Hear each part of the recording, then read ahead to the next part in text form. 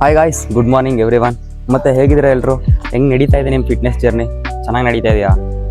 ನಂದೇನೋ ಒಂದು ಲೆವೆಲಿಗೆ ನಡೀತಾ ಇದೆ. ಅಂದರೆ ಕಾಲೇಜಲ್ಲಿ ಎಕ್ಸಾಮ್ಸ್ ಐತೆ, ಮತ್ತು ಇವಾಗ ಸದ್ಯಕ್ಕೆ ಮನಿ ಪ್ರಾಬ್ಲಮ್ ಐತೆ, ಅದರಿಂದ ಜಿಮ್ಗೇನು ಹೋಗ್ತಾ ಇಲ್ಲ.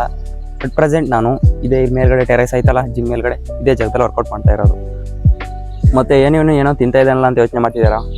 ಇವೇ ಮಿಕ್ಸ್ಡ್ ಕಾಳುಗಳು, ಕಡಲೆಕಾಳು, ಹಸಿರು ಕಾಳು ಮತ್ತು ಶೇಂಗಾ ಬೀಜ ತಿನ್ನಲೇಬೇಕಲ್ಲಪ್ಪ. ಡೈಲಿ ಪ್ರೋಟೀನ್ ಇಂಟೇಕ್ ಅಂತೂ ಒಂದು ಲೆವೆಲ್ ಕಂಪ್ಲೀಟ್ ಮಾಡೋಕ್ಕಾಗಲಿಲ್ಲ ಅಂದ್ರೆ ಒಂದು ಲೆವೆಲ್ಗಾರ ಇಟ್ಕೋಬೇಕಲ್ಲ. ನೀವು ಇದನ್ನು 100 ಗ್ರಾಮ್ ತಿಂದರೆ ನಿಮ್ಗೆ ಇದರಲ್ಲೇ 20 ಗ್ರಾಮ್ ಆಫ್ ಪ್ರೋಟೀನ್ ಕಂಪ್ಲೀಟ್ ಆಗುತ್ತೆ.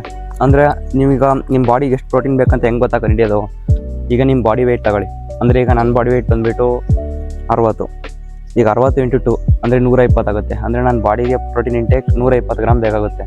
ಆ ರೀತಿ ನೀವು ಪ್ರೋಟೀನ್ ಇಂಟೇಕ್ನ ಕ್ಯಾಲ್ಕುಲೇಟ್ ಮಾಡ್ಬೋದು. ಅಂದರೆ ನಿಮ್ಮ ಬಾಡಿ ವೆಯ್ಟ್ ಇಂಟು 2 ಆ ಥರ ಕ್ಯಾಲ್ಕುಲೇಟ್ ಮಾಡಿ. ಮತ್ತು ಟ್ರೈ ಮಾಡಿ ಡೈಲಿ ಪ್ರೋಟೀನ್ ಇಂಟೇಕ್ನ ಕಂಪ್ಲೀಟ್ ಮಾಡೋಕ್ಕೆ. ಯಾಕಂದರೆ ನಿಮ್ಮ ಮಸಲ್ ಗ್ರೋತ್ ಆಗಬೇಕಲ್ಲ ಚೆನ್ನಾಗಿ, ಅದರಿಂದ ಟ್ರೈ ಮಾಡಿ.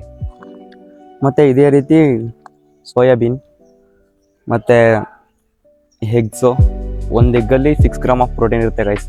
ಅದರಲ್ಲೂ ನೀವು ಜಾಸ್ತಿನೇ ಪ್ರೋಟೀನ್ ಇಂಟೇಕ್ನ ಕಂಪ್ಲೀಟ್ ಮಾಡ್ಬೋದು. ಮತ್ತು ಮಿಲ್ಕು 250 ml ಮಿಲ್ಕಲ್ಲಿ ನಿಮಗೆ 8 ಗ್ರಾಮ್ ಆಫ್ ಪ್ರೋಟೀನ್ ಸಿಗುತ್ತೆ.